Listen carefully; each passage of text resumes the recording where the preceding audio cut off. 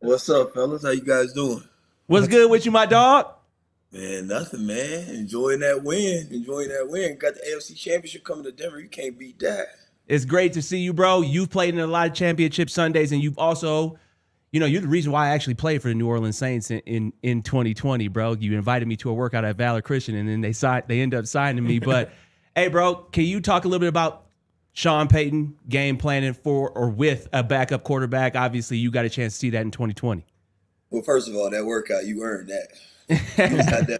You was out there balling, looking better than me. Drew was like, hold on now, hold on. I can't look better than O.E. Sanders. Yeah. But nah, man, look. I have the utmost confidence in Stidham because of Sean Payton, right? And Wiggle, when we was in New Orleans, man, like we were up and down with injuries, back and forth. I mean, shoot, I set out, I think, like 4 games because of COVID, and Drew was hurt. Everybody was banged up, and Sean was still winning, and that just goes to show what type of coach he is, and that's why, I got the utmost confidence in this Broncos team because everything that I'm hearing. Even I went out to training camp with my son, and I saw Stidham and I saw Bo throwing, and I was like, damn, like both of those guys just you could see the zip on their arm. You know what I mean? You could see the zip on their ball, and so. We got Sean Payton, we got Stidham at quarterback, we got Sean calling plays, and so I think that we're gonna be okay because we got a defense as well to back it. Do the Patriots scare me? Hell yeah, they scare me. They was gonna scare me regardless if Bo was there or not. So I mean, look, Sean has to call the right plays, and Stidham he got to step up to the plate in order for us to get up out of here. But I still believe we can do it. Emmanuel, first off, great to see you. Thanks for joining us today. I got to ask you about a receiver that just, whenever he gets the ball, shines. Marvin Mims, 8 targets, 8 catches, 93 yards, and a touchdown this past week, especially with some injuries in that room. Do you think he's going to be a big part of this AFC Championship game to help Stidham out? First of all, what a baller. To me, I'm like, man, where has this guy been? He looked like he can easily go over 1,000 if He looked like you, huh? Look, man, I always said this, man. Big time players make big time plays in big time games, and I still remember Wiggle in that Steelers game. I still see you right now making that big time play, big time player, Yes, sir. right? And that's Mims, man. That's Mims, right? He always making the big plays, whether it's in the return game. He's always making plays, and so them the type of guys that I like. And if I'm Sean Payton, I'm definitely looking at it like, all right, we got the AFC Championship, man. There's a lot of nerves that come with that, but you see the guys who rise to the occasion, and you see the guys who kind of get a little nervous. And Mims seems like he's the one that you lean on when you need a play. And so I definitely lean on him. What's up, E? Good to see you, bro. I want to take it back to 2015, where also you guys had a backup quarterback come in to play with a championship caliber roster. Like, from a receiver perspective, what were your conversations like with Brock going into that game, and what do you think like a guy like Cortland can do for Jarrett going into this one? Well, first of all, I walked up to Brock. I was like, hey, look, man, just give me the ball. That's definitely what you said. Just give me the ball, you'll be okay, dog. But what I did during that week, or during that process when Peyton was out, is that we put the work in after practice, right? You stay after practice, you get your timing down. I still remember the go route that I had caught versus the Patriots. And me and Brock, we stayed after practice, and we kept missing on that go route. And I just kept running it and kept running it and kept running it and kept running it. And that's where that trust get built. So if I'm Cortland, I'm Mims, and I'm all these guys, yeah, you get 2 hours on the field, but after, spend an extra 20 minutes running routes, right? Because the time is now. And Wiggle, with Peyton, we didn't have a choice but to stay after and get that timing down. Absolutely. So if I'm them, if I'm Cortland, I'm running extra comebacks, I'm running extra go routes, I'm running extra dig routes just to get that timing, because I promise you, in those clutch moments, and I've seen it before, even with Brock, in those clutch moments, that's what you're gonna lean on, and everybody's gonna be like, oh, it was a great play, but they're not gonna see what y'all did at practice, and so that's what I advise them to do.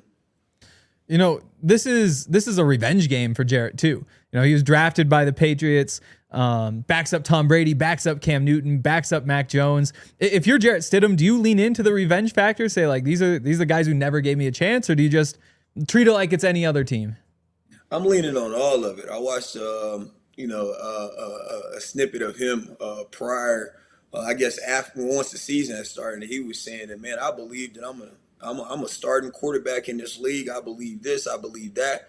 And I posted on my Instagram, after Bo, I said, yeah, it's a sad situation, but I said Jarrett Stidham, and I've always been a fan of Jarrett Stidham.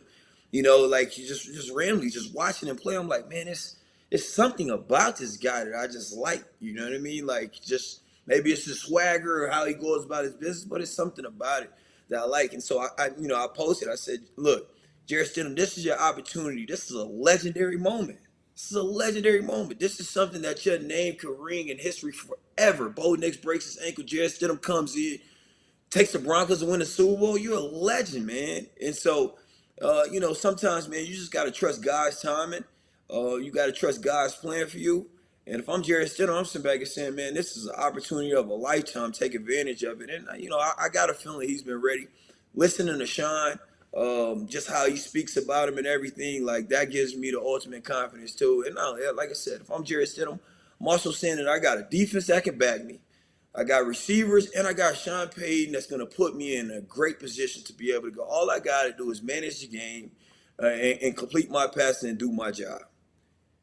As a player who's played for Sean, especially in playoff games, bro, he is one of the best coaches that you and I both played for, bro. And he always had a different message for each game every week. What do you think his message will be going into this game? Because, bro, I've never played for a coach who will have you riled up like on that Friday or Saturday night before the game, like this how it's going to be, and we ready for it. Remember how when we played against Tampa Bay and Tom Brady, he's like, bro, this has always been my division, and we blew them out. Remember that? Yeah. So how you think he's going to come into this game? Oh, Sean Payton definitely talking this shit. Oh, these guys, they thinking that we got a backup quarterback.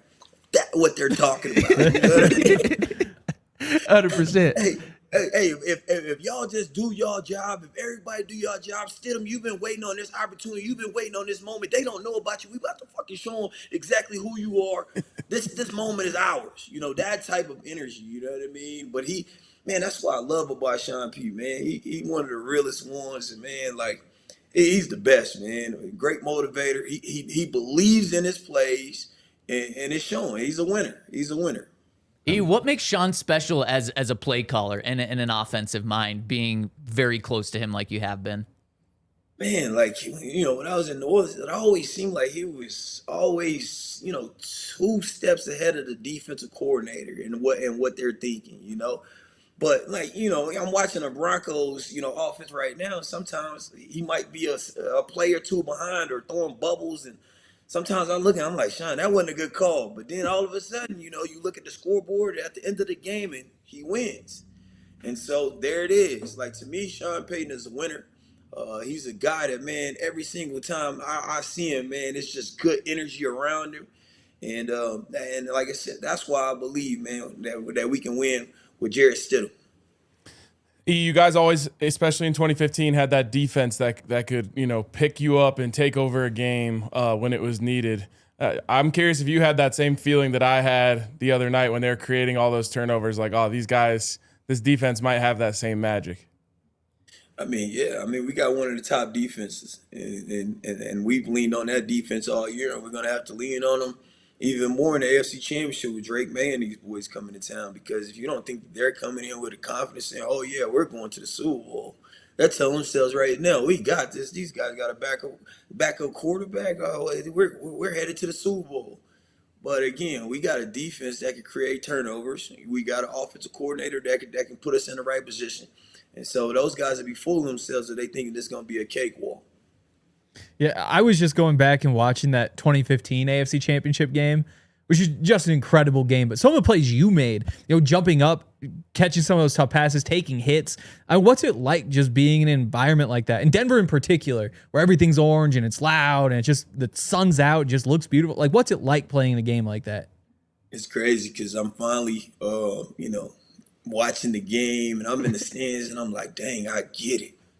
Man, I knew it was nothing better than making plays in front of Broncos Country, getting up, pounding my chest, and the whole crowd just going wild. And you get an opportunity to showcase all the things, all the work that you put in front of everybody with the whole world watching, knowing that this game matters and every single play matters. I tell people all the time, like preseason, it's kind of fast. Regular season, it turns up a notch, right? Playoffs, it goes all the way up because now it's like, dude, I'm not protecting you. I'm trying to knock your head off, right?